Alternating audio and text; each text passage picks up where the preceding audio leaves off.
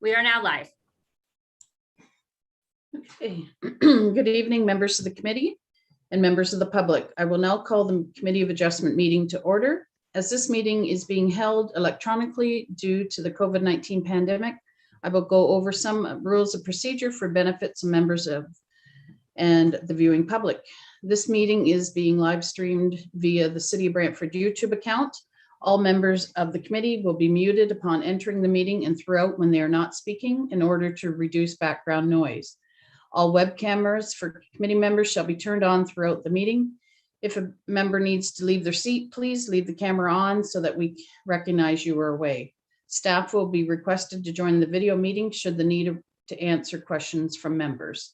Movers and seconders of motions shall be indicated by raising your hand on camera, and the chair will call out who the mover and seconder are. All members of the committee participating via online video conference will vote by a physical show of hands. A recorded vote will be taken by the clerk. Applicants, agents, owners, and delegations are participating via Zoom or telephone accordingly. All persons wishing to speak to any item on our agenda were required to register by 9 a.m. today. Any delegations received in written format have been provided to the members of the committee and will form part of the meeting record. In the event a connection service interruption occurs that affects quorum of Committee of Adjustment, we may recess the meeting for up to 15 minutes to regain quorum. If quorum is not achieved, the meeting is adjourned. Okay, moving forward, roll call. Emma, can you take the roll, please? Yes, I can. Thank you. Tara Gaskin. Present. Lee Reiner. Present. Michael Bodner. Present. Virginia Kershaw. Present. Thank you. Christina Brooks. Present. Thank you. I am noting that Dan Nemesniak sent his regrets and Greg Kempa is not here yet, but he said he might be a few minutes late. Thank you, Emma. Okay, we'll move on to the agenda. Declarations of conflicts of interest. Members of the committee, are there any declarations of pecuniary interest on any agenda items tonight? Please raise your hand if so. Seeing none, we'll move forward. And I'll read our information on the statutory public hearings, public meetings. This meeting is held in accordance with provisions of the Planning Act. The purpose of this meeting is to discuss minor variance, consent, and severance applications and to give members of the public the opportunity to ask questions, express concerns, or provide comment either in support or against the applications. Each hearing is generally dealt with in accordance to the order that they appear on the agenda. In the event that the hearing is not completed on this date, it will be adjourned to a later date, at which time the committee may hear further submissions. At the conclusion of each hearing, this committee will make a decision on each application. The names of those individuals who speak on any item tonight will appear within the meeting minutes. Anyone wishing further notice of any hearing, including a copy of the committee's decision, please contact the City Clerk's Department. Minor variances decisions are final if there are no appeals 20 days after the committee's decision, and consent decisions are final if there are no appeals 20 days after the notice of decision has been issued. The order of delegations are as follows: applicant or agent, municipal staff, members of the public, agent, applicant for clarification. Moving on to the agenda, our first item is application A 26-2021 for 63 Wharf Street. I will now call upon the agent to speak to the committee regarding the application. And once they're on screen, if they can please state their name for the viewing public. Thank you. Good evening, Madam Chair and members of the committee. My name is Yaya Austin for Volcano Developments. Thank you. Go ahead with your presentation. Thank you. So the purpose of the purpose of this application is to reduce the required loading spaces for the proposed development at 63 Wharf Street. We're proposing a 3-story, approximately 4,100 square meter in gross floor area medical clinic. we are proposing approximately 106 above ground parking spaces and a plus or minus 40 underground spaces. There's going to be 4 or 7 accessible parking spaces, and there's going to be 3 accesses, 2 off of Wharf Street and 1 off of Clarence Street. As you can, there is a requirement in the zoning bylaw requiring 3 loading spaces. Our application here is to reduce that to 1. The owners of the property, our client, has expressed that they only require 1 loading space as they're only expecting deliveries approximately twice a week for medical supplies and maybe another 3 or 4 times for maybe mail. We believe that this application meets the 4 tests outlined by the Planning Act in that it meets the general intent of the official plan. It conforms with the general intent of the zoning bylaw. It is minor in nature. It doesn't cause any undue harm to neighboring properties or the neighborhood in general. And the application is appropriate for the development. I think that's about it. Okay, thank you, Mr. Yasin. Do any members of the committee have questions for the agent? Seeing none at this time, we'll have staff come forward. I see Sean House is here to speak to this. Go ahead, Sean.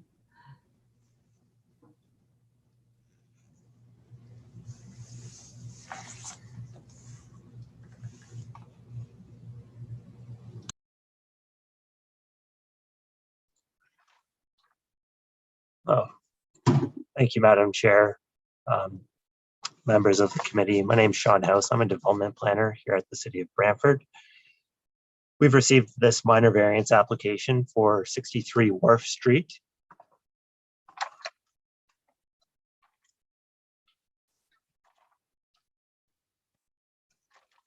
Excuse me, I'm just trying to toggle slides here. There we go. The subject lands are located on the south side of Wharf Street and west of Clarence Street South. The property's designated core commercial area in the city's official plan. It is zoned flood core commercial zone exception 5 in the zoning bylaw. This property was formerly occupied by a lumber yard, which has recently been demolished, and the property is now vacant. As Mr. Yasin mentioned, the applicant's proposing to construct a 3-story medical clinic complete with 146 parking spaces.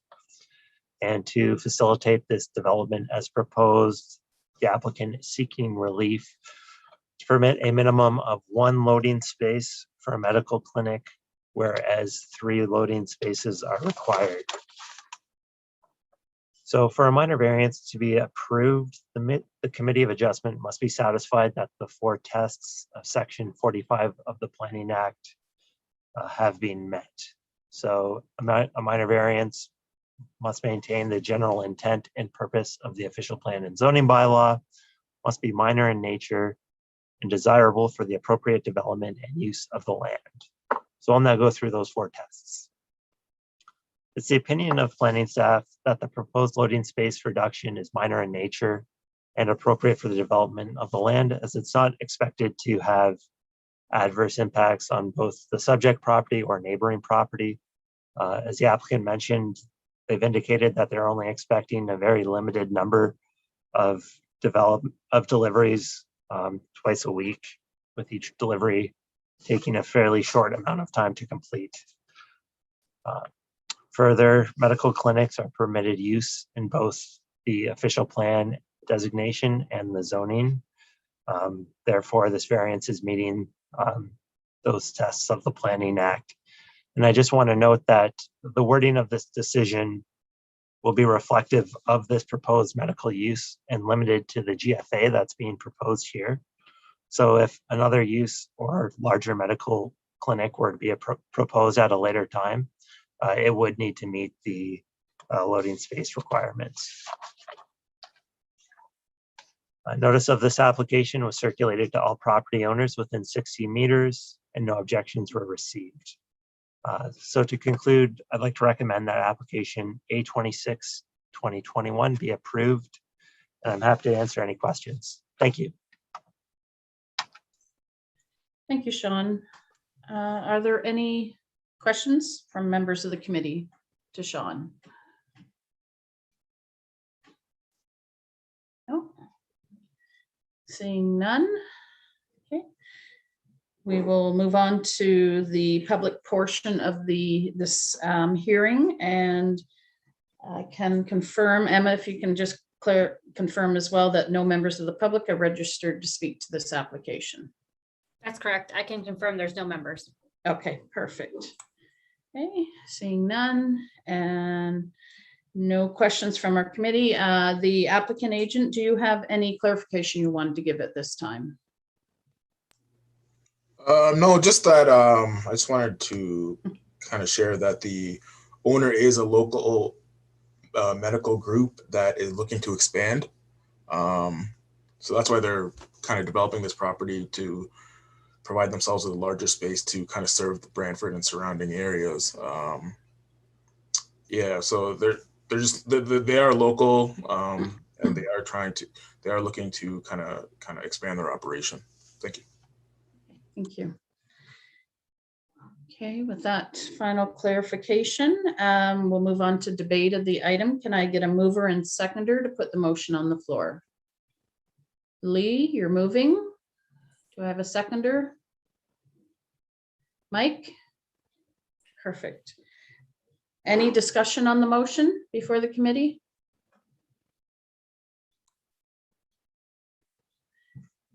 Seeing none, can I get Emma, can you please call the recorded vote? Thank you. All those in favor, please raise your hand and leave it raised until you hear your name called. Christina Brooks, Michael Bodnar, Virginia Kershaw, Lee Reiner, Tara Gaskin, Greg Kempa. Thank you. The item carried unanimously. Okay, thank you. Okay, moving on to our next application. It's application A27-2021 and A30-2021 for 501 Shellard Lane. I'll now call upon the agent to speak to the committee regarding the application. And if Stephanie from MHBC Planning is here, if she can come into the meeting, please state your name for the viewing public and go ahead with your presentation. Good evening. Thank you, Madam Chair and members of committee. My name is Stephanie Murdich and I'm a senior planner with MHBC. And tonight I'm here on behalf of Lozani Homes for 2 applications at 501 Shellard Lane. Just to confirm before I start, is it okay if I speak to both items at once, or did you want to do them as separate items? No, please. They're on our application as one item, so let's speak to them together, please. Great, thanks for confirming. So I'm here for 2 minor variance applications this evening, both for a recently registered plan of subdivision. The applications apply to 2 blocks, block 219 and 222. Both of these blocks are proposed to be developed for street townhouses as part of the approved subdivision and approved zoning bylaw amendment application. The lots will be subject to a future part lot control application, which will create the individual lots. As a result of the part lot application, the individual lot areas will be created.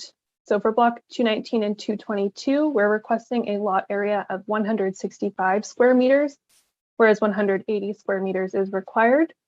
And what that will do is allow a reduction in the lot area to allow 5.5 meter wide townhouse dwellings, which was always contemplated as part of the original application and as permitted in the official plan and the site-specific zone, and were contemplated and designed as part of the subdivision process. So that will allow the 5.5 meter townhouse units to be constructed within those 2 blocks. And we've been working with staff throughout the process of the registration of the plan of subdivision and the various applications, and appreciate all of their help as we've worked through these applications. So I understand that staff will give a more detailed presentation. However, I'm happy to answer any questions. Thank you. Okay, thank you. Are there any questions of the applicant agent at this time by the committee members? Seeing Greg? No?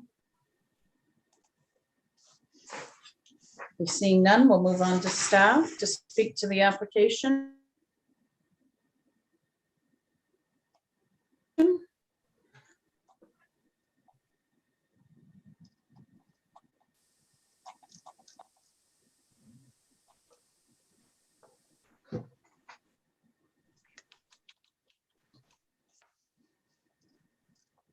Good evening, Chair and members of the committee. Planning staff have received 2 minor variance applications for the lands municipally addressed as 501 Shellard Lane.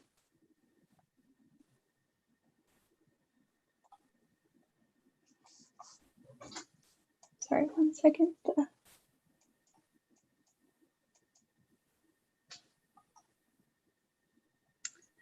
The applications are specifically relating to 2 blocks within the registered plan of subdivision. They are relating to blocks 219 and 222. The subject lands are located west of Witteveen Drive and south of Shellard Lane. The lands are currently vacant and situated adjacent to phases 6, 7B, and 7C of the registered Empire subdivisions. Block 219 is located along June Colwood Way with corner lots on both Longboat Run West and Bell House Avenue. Blocks 222 fronts Bell House Avenue. The subject lands are designated neighborhood residential, neighborhood center, and greenlands within the west of Conklin secondary plan in the current official plan and are zoned residential medium density type A exception 62 in the zoning bylaw 16090. The applicant is proposing to develop a combination of 4-unit and 6-unit street townhouse dwellings within these blocks in order to facilitate the development as proposed. The applicant is seeking relief from section 7.9.4.62.1.1 to permit a minimum lot area of 165 meters squared, whereas a lot area of 180 square meters is required. In order for a minor variance application to be approved, an application must meet the 4 tests of section 45(1) of the Planning Act. To be approved, a minor variance must be minor in nature, desirable for the appropriate development and use of the land, and the general intent and purpose of the official plan and zoning bylaw must be maintained. Under exception 62, the zoning bylaw establishes a minimum lot area of 180 square meters per unit to ensure that the lot is large enough in order to accommodate the proposed dwelling, off-street parking, amenity space, as well as all engineering standards. Planning staff are of the opinion that the proposed minimum lot areas for blocks 219 and 222 are large enough to accommodate the proposed dwelling units, parking, appropriate amount of amenity space, and is minor in nature and appropriate for the future development of the lands. The proposed development is deemed to conform with the official plan. And this is just an image of the proposed blocks. Notice of public meeting was provided to neighboring properties within 60 meters of the subject lands. And 1 member of the public had reached out to staff in regards to the application. He had just provided questions and had no comments on the actual application. Planning staff are supportive of the application and recommend that applications A27-2021 and A30-2021 be approved. Thank you, and I can answer any questions. Thank you. Do members of the committee have any questions for our staff? Seeing none, we'll move on to the public portion of the agenda. No members of the public have registered to speak to this application. And Emma, if you can just confirm that for the record for us. Yes, that's correct. Okay, perfect. So that concludes that part of the application. And does the applicant agent have any last comments on this matter before we discuss it? No further comments. Thank you. Perfect. Thank you. Okay, can I get a mover for the motion, please? Put it on the floor. Lee? And a seconder, Greg? Thank you. So that's to approve application A 27-2021 and A 30-2021 as per the agenda. Okay, is there any discussion on the motion on the floor? Seeing none. I'll ask the clerk to complete the recorded vote, please, for this item. Thank you. All those in favor, please raise your hand and leave it raised until you hear your name called. Greg Kempa, Tara Gaskin, Lee Reiner, Virginia Kershaw, Michael Bodnar, Christina Brooks. Thank you. That carried unanimously. Okay. Thank you. Okay, item number 3, it's application A 28-2021 for 371 St. Paul Avenue. I'll now call upon the agent to speak to the committee regarding the application. And if he is available, if you can just state your name for the viewing public. He is on his way and it just takes a moment sometimes.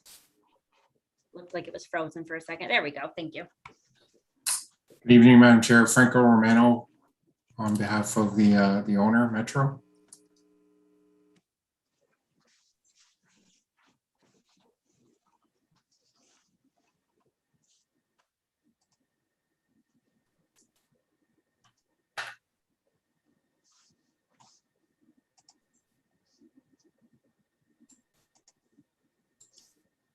Okay, Mr. Romano.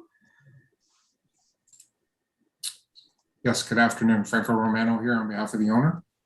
Thank you. If you can go ahead with your presentation. Thank you, Madam Chair. So this property is located at the northeast corner of St. Paul Avenue and St. George Street. It's currently developed with a Metro supermarket. And the proposal is to enclose the existing loading bay area. The loading bay area is located at the rear of the building, which is on the east side. And it is currently covered and attached to the supermarket on one side and open on 3 sides. The proposed enclosure will add 56.6 square meters to the existing supermarket gross floor area. And that is the only variance that's being requested here. It's one single variance to add that 56.6 square meters in gross floor area. Thank you kindly, Sean. So you'll see that the shaded area there on the east side is the location of the existing loading bay area, and that is what is proposed to be enclosed. That proposed enclosure complies with all other aspects of the zoning bylaw, including the rear yard setback. The rear yard setback requirement is 6 meters, and the existing and the proposed rear yard setback is 6.46 to 7.92 meters to that area. The proposal does not seek any change to the hours during which loading and receiving is permitted and regulated by the city. The proposal does not seek any change that will result in an increase in the loading activity. So there is no increase in the loading bay area that's being proposed. Proposed loading bay area enclosure does not increase the size of the loading bay area nor the number of loading bays. Therefore, there is no increase in the loading volume or frequency proposed. There is no anticipated change to any current loading volume or activity as a result, except that it will now be within an enclosed environment. Loading activity will only take place during the permitted hours of 7 a.m. to 9 p.m. as regulated. And truck idling is not permitted, and there is signage that's currently on the property and will remain to that effect. The proposed enclosure will assist in mitigating impacts associated with on-site loading activities, and it will result in less noise and reduce the level of currently visible outdoor loading activities, as well as related storage that's in that open platform area right now. As part of the proposal, a noise study was undertaken and submitted to the city. And that noise study concludes that the proposal will improve noise volumes for neighboring residential properties. An additional improvement that's unrelated to the loading area and the variance, but something that Metro is undertaking to do is also to screen the existing rooftop mechanical equipment. And that forms part of the same work that's to be undertaken should the committee authorize this loading bay gross floor area request. That this screening of the existing rooftop mechanical equipment will further reduce noise levels. I have read the staff report and agree with its conclusions and recommendations. And it's my respectful submission that the proposal satisfies all 4 tests for a minor variance, represents good planning, and does not create any unacceptable adverse impact. Subject to any questions, that's my presentation. Thank you for the opportunity. Okay, thank you. Do members of the committee have any questions for the agent on this matter? Seeing none, we'll move forward and have staff speak to the application. Sean?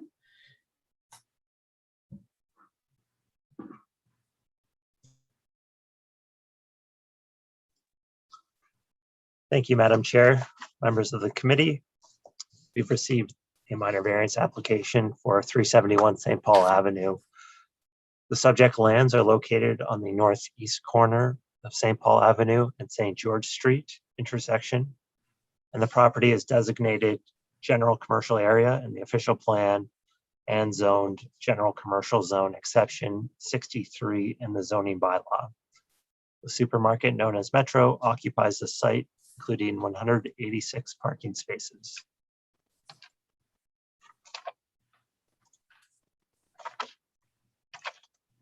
The applicant's proposing to add an addition of approximately 56 square meters to the eastern portion of the supermarket, which will enclose the existing concrete pad and loading area. And to facilitate this development, the applicant is seeking relief to permit a gross floor area of 4,275 square meters, whereas a maximum GFA of 3,985 square meters is permitted.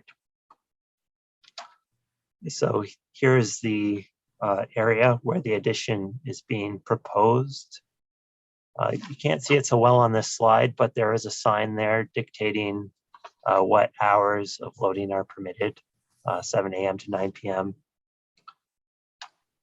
And here's the elevation set that was included with the application. So as mentioned in previous presentations, to be approved, the application must pass the 4 tests of the Planning Act. So this proposed increase in gross floor area is considered minor in nature, so it's not expected to have an adverse impact on neighboring properties. As the applicant mentioned, they've submitted a noise study in support of this. And the study does actually conclude that the proposed addition to enclose the loading area will actually reduce the current noise volumes. This proposal is desirable for the appropriate use and development of the lands, as it does facilitate the enclosure of an area that's also used for outdoor storage, and this will improve the aesthetics of the site. Now, the site-specific zoning of the C863 zone does dictate the maximum GFA that's permitted here, which is 3,985 square meters. And this was based on the amount of gross floor area shown when there was a previous zoning bylaw amendment application. So the zoning limits the GFA so that any expansion is subject to further planning review as well as public notice, which is occurring through this application. So therefore, the intent of the zoning bylaw is maintained. And planning staff are of the opinion that the general intent of the official plan is also maintained, as this general commercial designation does permit existing supermarkets. So this public notice was circulated to all property owners within 16 meters, and we did receive about 3 inquiries from adjacent properties requesting additional information about this proposal. And a letter from an adjacent property owner was included in the staff report. The letter makes note of past issues related to noise levels coming from the loading area, and they just had requested assurances from the applicant that the addition is not going to result in increased noise levels, loading activity, that sort of thing. And as the applicant has indicated, they're not proposing any changes to this loading area. They will continue to coordinate their receiving hours between 7 a.m. and 9 p.m. To conclude, I'd like to recommend that application 828, 2021 be approved, and I'm happy to answer any questions. Thank you. Thank you, Sean. Do members of the committee have any questions? And now I can't see you because I don't have the right view on. Hold on. Looks like Lee has a question, Madam Chair. Okay, Lee, if you can go ahead. Sure, Madam Chair, not so much as a question, maybe more of a comment, but it's my understanding, if anybody else is watching that has concerns about the noise levels, this might be pertinent, but when the provincial government brought in the Emergency Management and Civil Protection Act and the Reopening Ontario Act last year for COVID, and essentially there's a section in there that makes any noise bylaw null and void with regards to loading and unloading at supermarkets.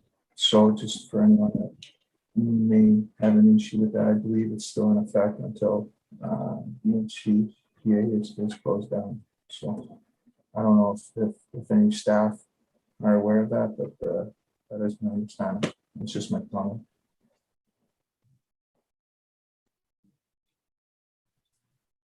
Sean, do you have any comment on that? I do not have comment on that.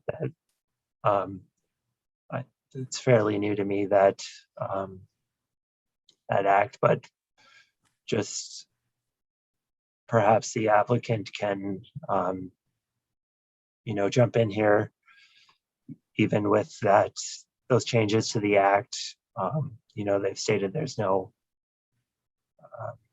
changes proposed to their loading activity, and that they've agreed to still receive between those hours posted on the sign.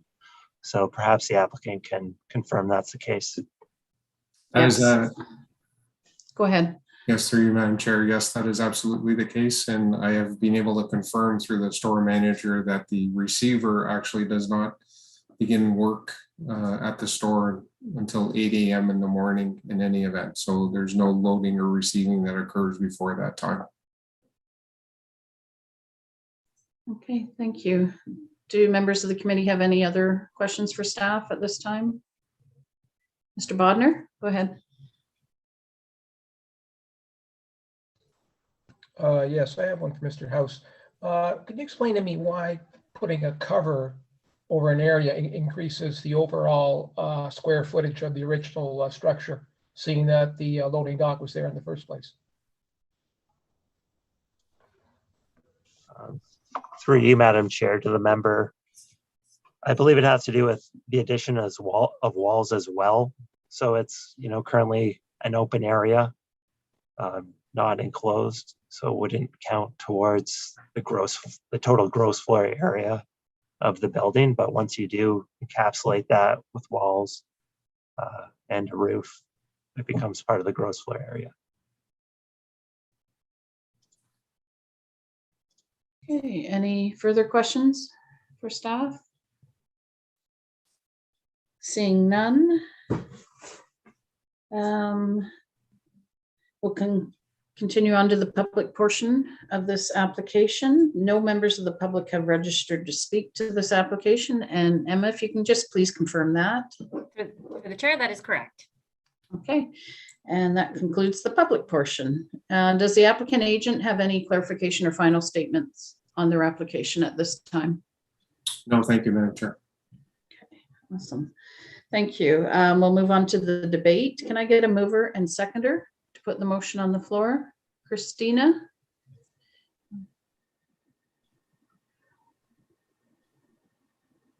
Yes, I move that application A28, 2021 be approved as noted in the staff report. Thank you. And Greg, you'll second that motion? Perfect. Any discussion on it, on the motion, on the floor? Seeing none, I'll call the vote. Emma, if you'll please call the vote for us. Thank you very much. All those in favor, please raise your hand and leave it raised until you hear your name called. Christina Brooks, Michael Bodnar, Virginia Kershaw, Lee Reiner, Tara Gaskin, Greg Kempa. Thank you. That carried unanimously. Perfect. Thank you. And our next application is B18 2021 and A29 2021 for 11 Milton Street. I'll now call upon the agent to speak to the committee regarding his application. Mr. Benson, if you're available, please state your name and provide details on your application for the committee. Thank you.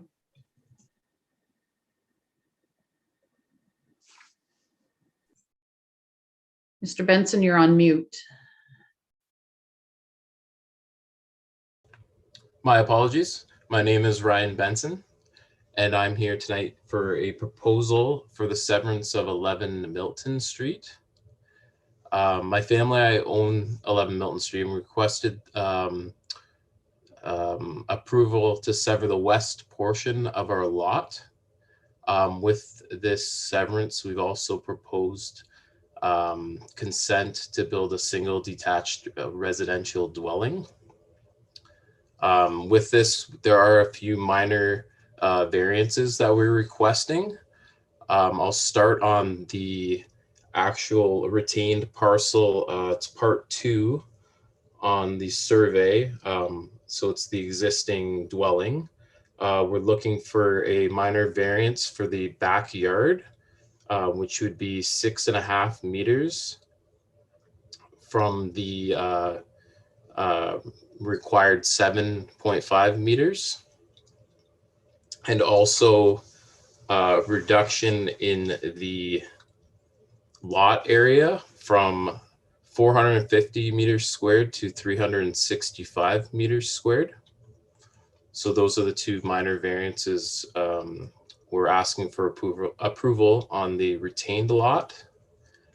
And then going ahead to the proposal on the west lot. So that's part 1 on the survey. We'll start with the rear yard. Because of the shape of the lot, we're looking to reduce the rear yard from the required 7.5 meters to 3 meters. And to make up for that reduction, we'd like to increase the side yard from the minimum, or sorry, the required 3 meters to 7.62 meters to expand the side out to create a larger yard out to the east side of the proposed build. There's also a minor variance for the front yard, which would be 5.72 meters from the required 6 meters. And then the overall lot area be reduced from 450 meters squared to 365 meters squared. And I do believe I have switched those numbers.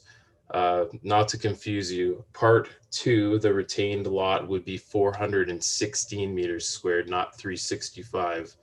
But the new proposed build lot would be reduced to 365 meters squared from the 450 meters required. We've also increased the parking spaces, the proposed driveway to allow 2 parking spaces instead of the minimum requirement of 1 to increase parking. The building itself, or new residential dwelling, will be 2 stories, 10 meters or less in height. We're going to have a landscaped open space of just under 100 meters squared, where the requirement is only 65 meters squared. And the floor area will be approximately 180 meters squared. I've lived in this area for the past 6 years, raising 3 young children. I love the neighborhood. I would really like to see another family be able to raise their kids in this neighborhood. There's lots of green space nearby. We have the Gilkson Flats Trails. We have Steve Brown Sports Complex, Lions Park. It's a great place to raise a family. I think I've covered everything. Are there any questions? Okay, thank you, Mr. Benson, for your presentation. Are there any members of the committee who have questions? Mr. Bodnar? Yes, through you, Madam Chair. I do have a couple questions for Mr. Benson. Do you have any problems with agreeing to all of the city conditions regarding your severance and variance?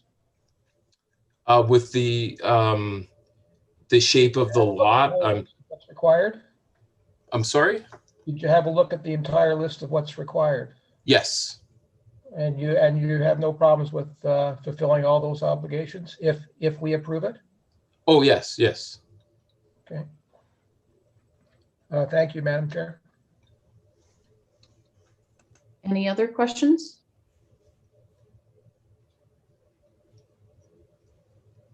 Okay, seeing none at this point, we'll now have staff speak to the application. Alexandra, I understand this is yours. Thank you, Madam Chair. Planning staff have received a consent and minor variance application for 11 Milton Street.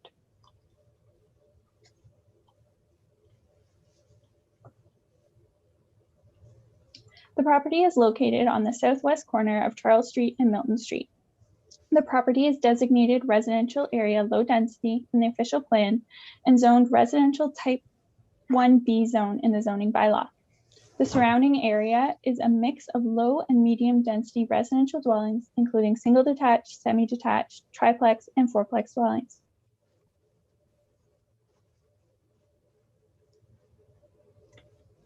And here's an image of the existing single detached dwelling from the Milton Street frontage. And here's an image from Charles Street illustrating the part of the existing dwelling, the driveway, and the existing rear yard. The applicant is proposing to sever the lot into 2 lots for the purpose of developing a single detached dwelling on the severed lands. The existing single detached dwelling on the retained lands will remain. To facilitate the consent application, minor variances are required to provide relief for both the retained and severed lands. The proposed variances are as follows. In order to permit a lot area of 365 meters squared for the severed lot and 416 meters squared for the retained lands, whereas 450 square meters is required.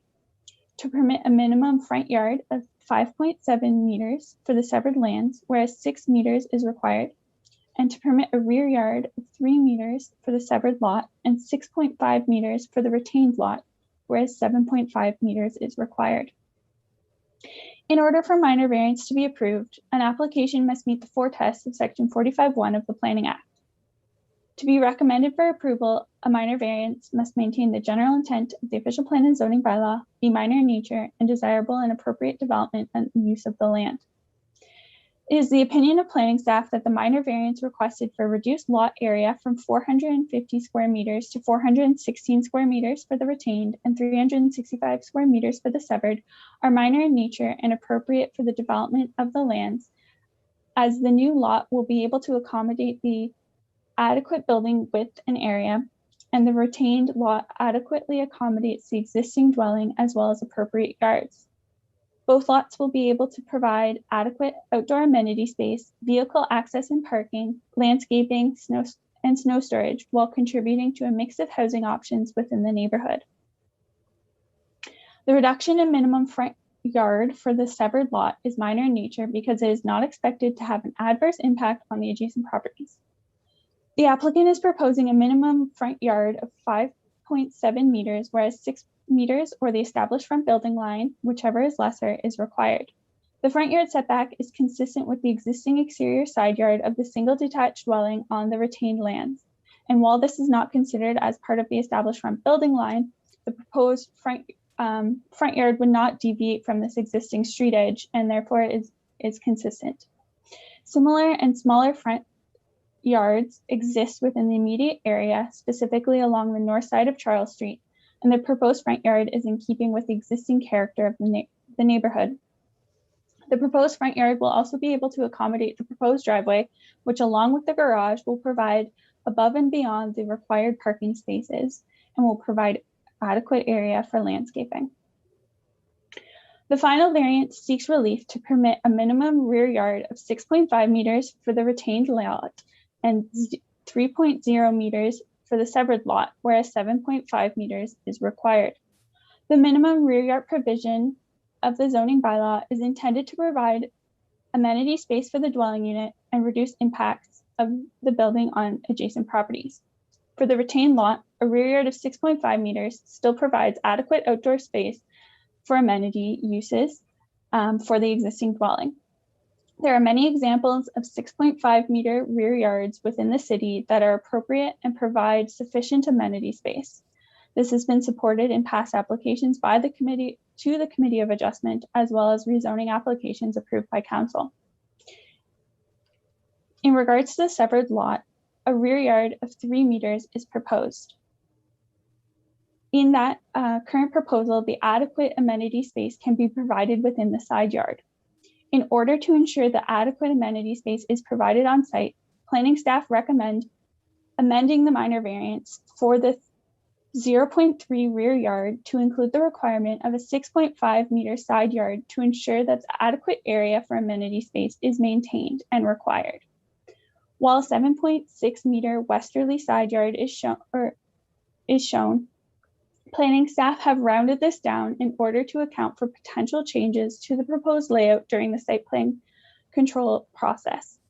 Planning staff have not restricted the 6.5 meter side yard to a specific side yard, as there is potential to flip the proposed development, which may assist with some of the comments that were received by the public in regards to views.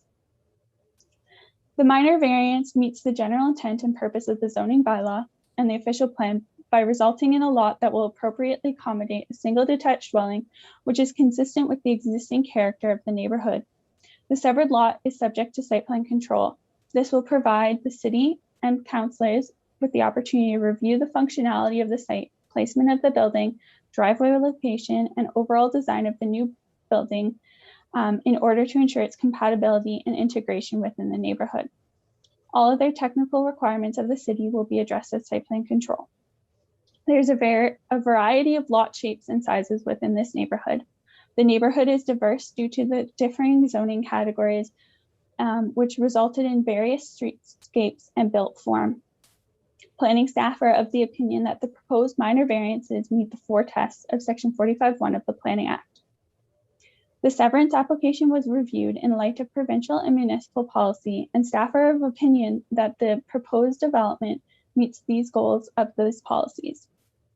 Again, the development will be required to go through site plan control, which will allow further opportunity to review the functionality of the site and compatibility with the neighborhood. Notice of public hearing was issued by personal mail, which equated to 41 notices, and posting two notice signs on site. A total of 9 members of the public had contacted staff in regards to the proposed consent and minor variance applications.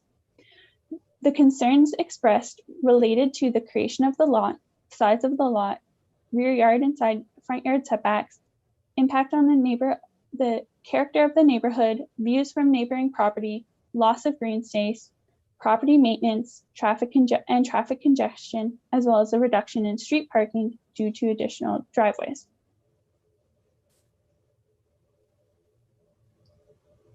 Based on the report and the review staff had done, planning staff recommend that application B18 2021 and application A29 2021 be approved subject to the conditions outlined in Appendix A1 of Report 2021-485.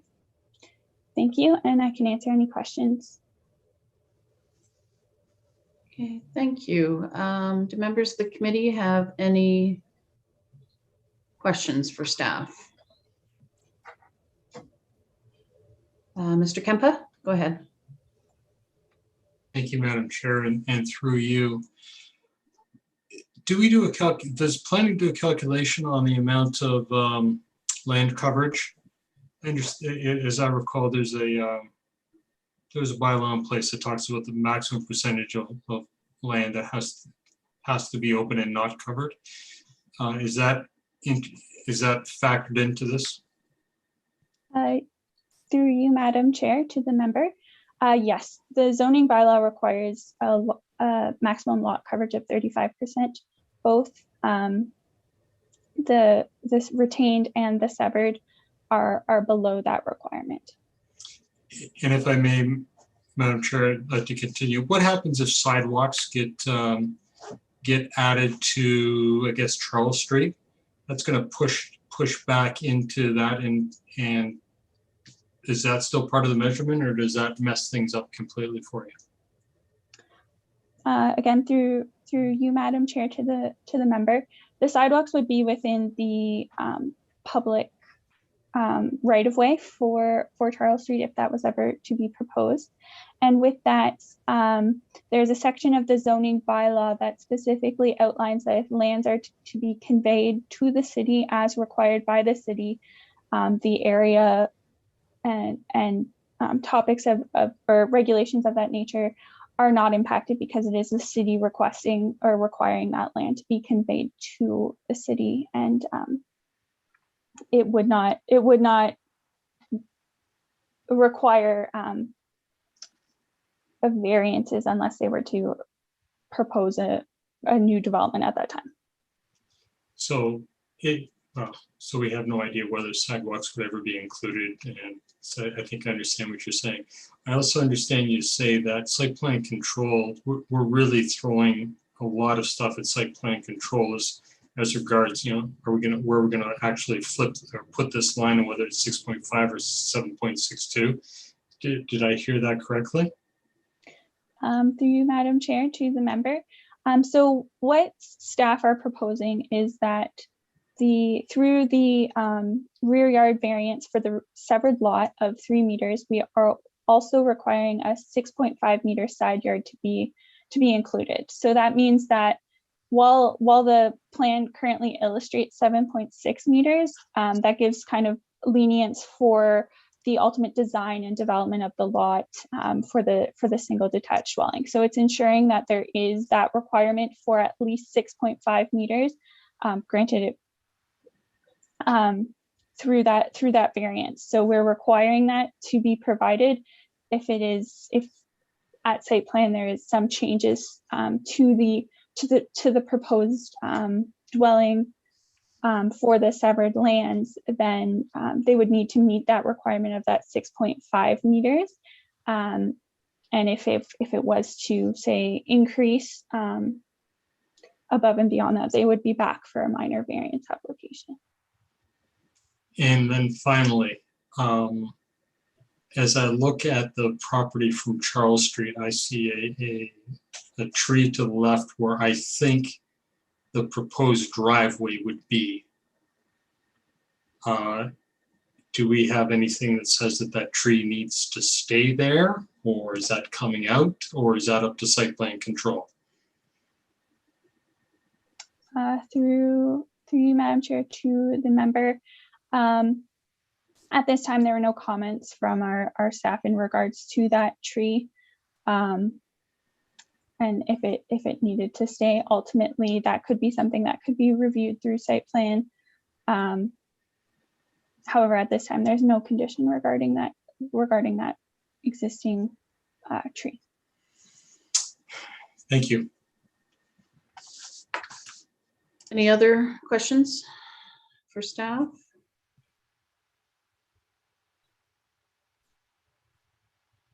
Seeing none. We'll continue to the public portion of the agenda. And we have 2 members of the public who have registered to speak to this application. And I'll call upon them one at a time. If we can have Kevin General come into the meeting and address us, and we need you to state your name. I'll wait till he comes on. Mr. General, if you can state your name and address for the committee and go ahead with your presentation, please. Yes, my name is Kevin General. Address is 40 Charles Street, Brantford. You can hear me okay? Yes, we can hear you. Please go ahead. Okay. Good evening, Madam Chair and committee members. I'll be short here, but I built this house with my brother 25 years ago, and I've lived here for 25 years as well. So if you're talking seniority, there's 50 years here. 3 of my house windows would be blocked by brick wall or siding on a 2-story house, so that would block all the light from my house. I have 5 letters in front of me here from all the members of the community in the 60-meter radius, 35B, 40, that's me, 41 Charles, 26 Charles, 37 Charles, all opposing this. The views, the grounds, the cramming of the people, the parking, and the bus is all our concerns. The bus stops regularly on the street and honks to try and get through. There's children playing in the fourplexes across the street from us. The congestion in this bottleneck of Charles Street has had its limits. And we are livid with the fact that someone would want to try and move into this neighborhood and do this to every neighbor that they would be having from then on. So the variances you can throw around all you want, lots and things. A 3-meter backyard is no good. You can push it all you want, make a side yard all you want. It doesn't matter. It's just too small. 3 of our neighborhoods are going to be staring at the neighbors and hearing everything they do. So you're destroying the neighborhood and you're trying to get a house. It's not even going to be your house, I don't believe. So it's just, that's it. That's my points. The trees are another whole matter, but I'll let the adjustment take care of that because this would destroy our neighborhood. That's all I have to say. Can you imagine building a house and then living here for 25 years and having someone slap a 2-story up beside you? Just put yourself in our position. That's all. Thank you. Okay, thank you, Mr. General. Are there any questions from the committee members to Mr. General at this time? No, I'll have lots of questions after the meeting, but No, sir. I'm just asking the committee members if they have questions of you. Sorry, go ahead. Okay, no problem. Seeing none, we'll move on to our next person delegate. It's Austin General.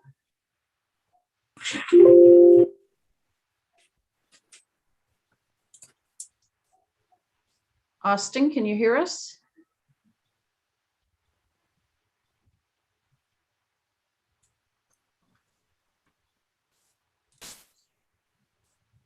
Austin? Oh, yeah. Can you hear me now? Okay. Yes, Okay. I can hear you now. If you can please state your name and address Yep, and go my name is- ahead and give us your presentation. Okay, my name is Austin General. I don't have much to say. I live at 40 Charles Street as well. My father is Kevin General. I don't have much to say besides the fact that I am in opposition of the lot severance due to all the above mentioned facts.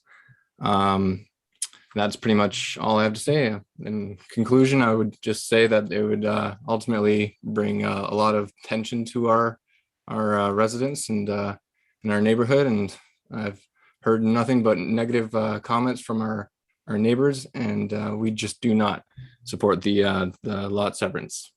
That is all. Thank you. Committee members, do you have any questions for Mr. General at this time? Seeing none, that concludes our public hearing portion. As committee is aware, we did receive numerous letters of emails and concerns about this application. But I'll go back to, does the agent applicant have any final statements, clarification they want to give to the committee?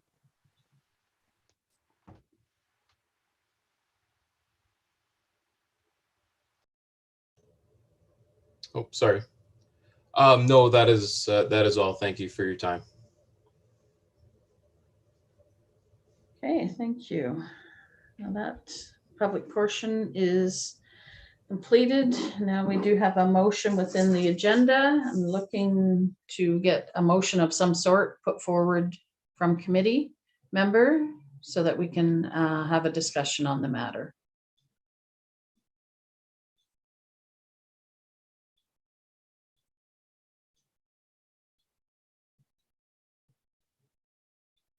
Christina. I move that this application be denied. Okay, so you're talking about application B18 2021 and A29 21. Sorry, yes, I do. Yes. Okay. And if I'm not mistaken, I'll look to the clerk for clarification. If we put a motion to not approve it, we need to have reasons why we are. Through the chair, that is correct. So it's, you can put it forward a recommendation to not approve this, but I need to get questions or answers and recommendation as to why we're looking to not approve it. Through the chair, I could offer some clarification and an easier way to go Yes, about please. it. Yes, Thank please. you. We could get a mover and seconder to put the resolution on the floor as recommended by staff, and then we could vote on each item together. And so you would fail the items, and then so we would fail A, B, C, and D, and then we would add the reasons for failing.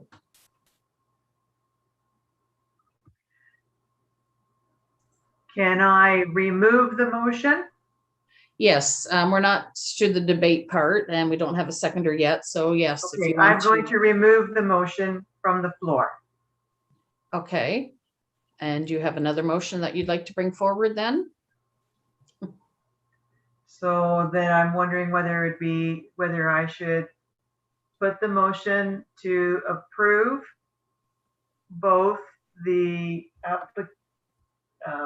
application that we just mentioned, the A and the B. Yeah. To have it approved as staff noted in their staff report. Okay. Can I just put it through like that then? To yes. approve both of them as noted in the staff report. Okay, that's fine. And then we can deal with it. Okay. Do we have a seconder to at least put the motion on the floor? Mr. Kempa? Okay, so the motion is on the floor to approve, but as the clerk has mentioned, we can have a discussion and then if it makes sense, we'll vote on each item and decide how we're going to approve or deny each clause of it. Is there discussion on the motion on the floor? Mr. Rayner? Dear Madam Chair, perhaps the other committee members will have heard me speak ad nauseum about infill developments and this sort of thing over the past 6 or 7 years or however long it's been.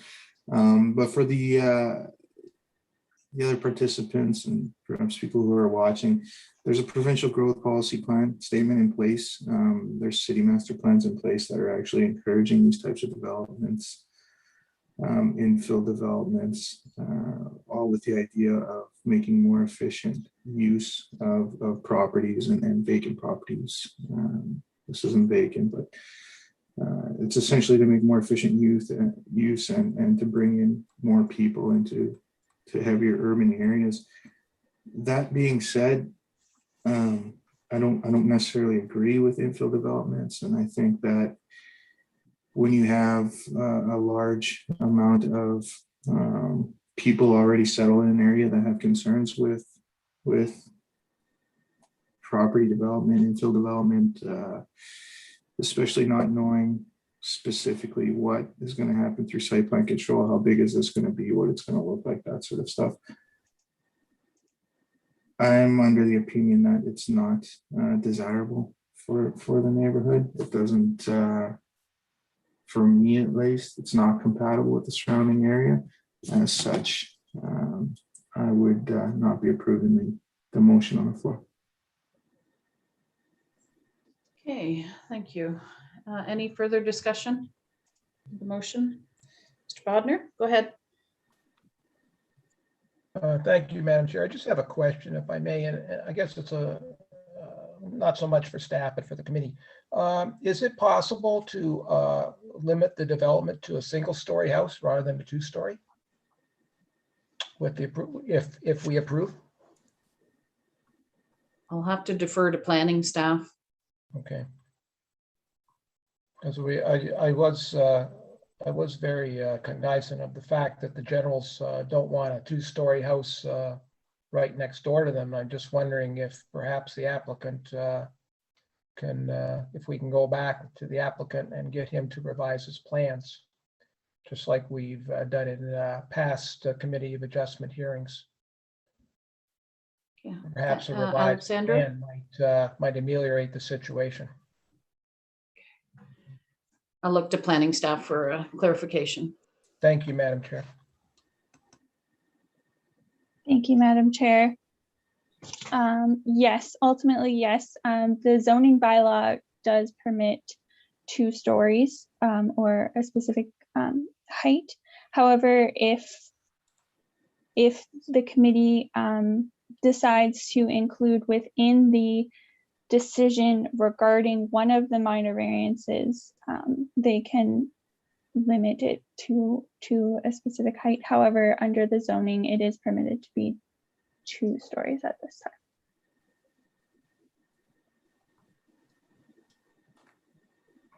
Any further questions or comments, Mr. Bodnar? Go ahead. Yes, Madam Chair. Through you to the committee. Can I make a motion to defer this pending further discussions with city staff and the applicant to see if he's willing to revise his proposal to make it a single-story house rather than a 2-story? Yeah, I guess I'll look to the clerk for some clarification. Emma, it would be in order for the committee to defer or refer this back to staff to have a discussion with the applicant on modifications to his design, his what he plans to build on this lot. Would that be an appropriate motion at this time? Through the chair, yes, that would be appropriate to put that on the floor at the moment, yes. Okay, I guess my concern, or we should be very specific on what we would like to see happen. Like, we just don't want to send it back. We want the applicant to know what our expectations were, if it's just a single-story house, or if there's anything else that we want them to look at as well. So is that your main thing, Mr. Bodnar, is just to see if they can revise their plans for 1 story? Go ahead. Yes, through you, Madam Chair. Yes, that would be my idea. Then I'd certainly be happy to bring a motion to defer it, to have the applicant go back with city staff and amend his proposal to limit it to a 1-story house. Okay, so the deferral motion. If I may, through you, Madam Chair, I'm not sure how many other things would be impacted if it was just a 1-story house. So I'd have to defer that to staff to come back with another recommendation on that. Yeah, because he might want it longer or take up more of the lot. Yeah, it's hard to say. Okay, so deferral motion is in order and we have it on the floor. Do we have a seconder for that deferral motion? Just send it back to staff to meet with the applicant?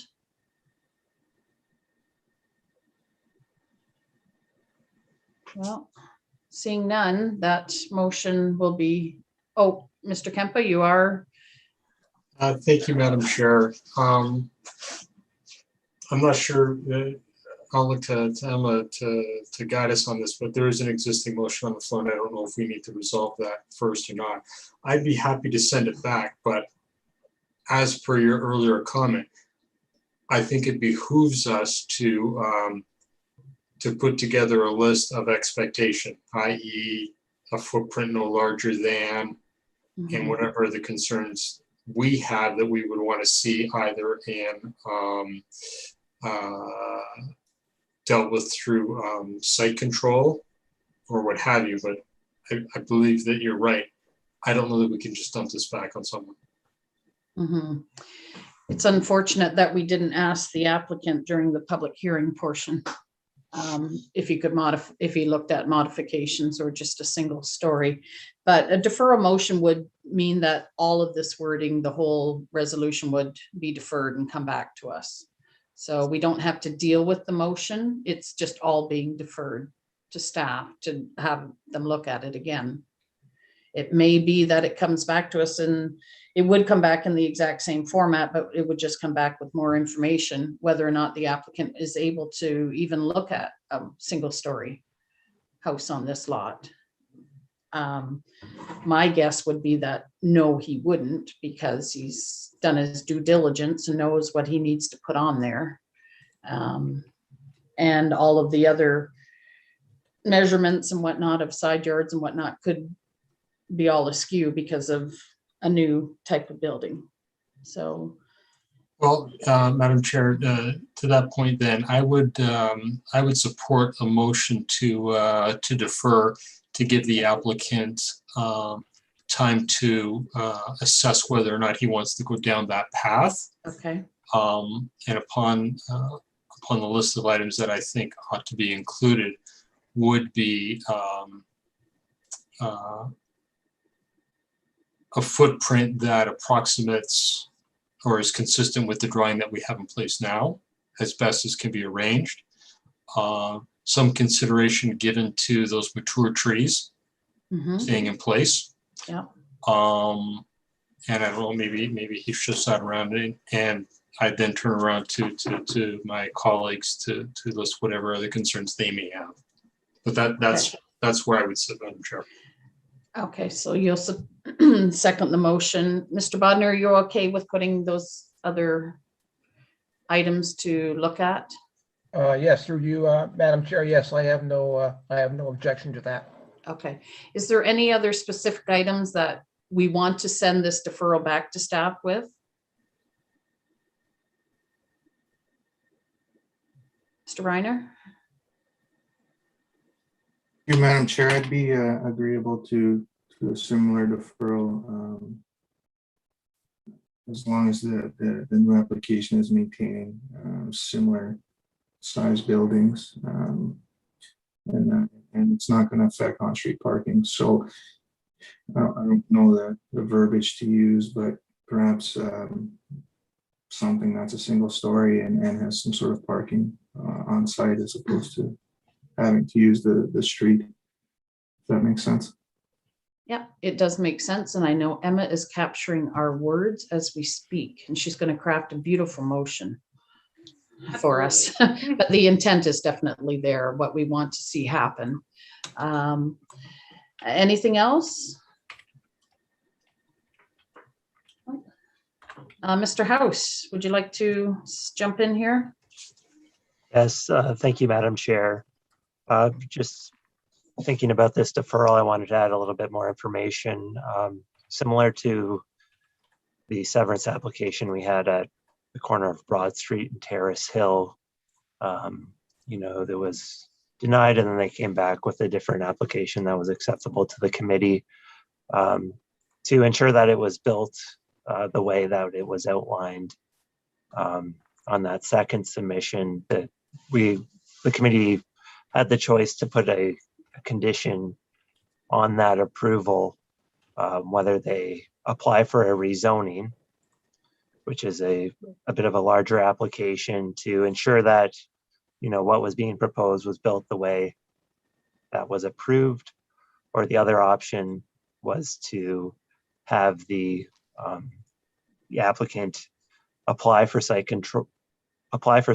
plan control and actually have that site plan control application approved, providing security. So I just wanted to make sure that if the committee was looking to, approve the severance and hold them to that proposal, it would be one of those two conditions. And I wanted the applicant to know that as well. Thank you. So that would be part of what comes back, Sean, is that what you're saying? Like that? Because right now, It would be doesn't include that. Yeah, it would be an additional condition of approval. Okay, so within the conditions, the appendix or whatever, the conditions of consent, you would add those within that? Correct. Okay. I think that's the It idea. would be available, and if the applicant were to come back with another application, it would be in the staff report. Okay, okay. Okay, is everybody on the same page? Understand that we're going to send it back to staff and have them review it with the applicant. And that there might need to be more specifics put on the application if they're agreeable to changing it to single story. And if they, yeah, Mr. Kempa? A single story, similar footprint, Yes, yes. condition upon the trees on the boulevard, Trees, yeah, and then whatever else someone else may have on their wish list. yeah, yeah. So all of that combined, okay. Okay, any further comments before we pass the resolution to defer back to staff? Emma, do we need a time frame, or are we good to leave it open-ended? It would be preferable that we had a time frame, so we could say to defer for one meeting cycle. Or Okay, I would refer to staff maybe for a Yes. timeline. Yeah, definitely. Sean, can you give us an idea of 1 or 2 cycles might be needed? Yeah, through you, Madam Chair, I would say a minimum of 2 cycles for this redesign. If it was redesigned, the new application would have to be recirculated to technical staff for review. And Okay. there's usually about a 2-month turnaround before the actual committee date. Okay. Through the chair, So- we can leave it open-ended. We can just defer the application so that staff can bring it back when they're ready. But it's nice to have a deadline. I'll leave that in the hands of committee. Okay, committee members, do you have a preference of timeline or leave it open-ended? Mr. Bodnar as the mover, Mr. Kempa, seconder. Do you have preferences, Mr. Bodnar? Through you, Madam Chair, that's fine. A couple of months, whatever, is fine with me. Okay, okay.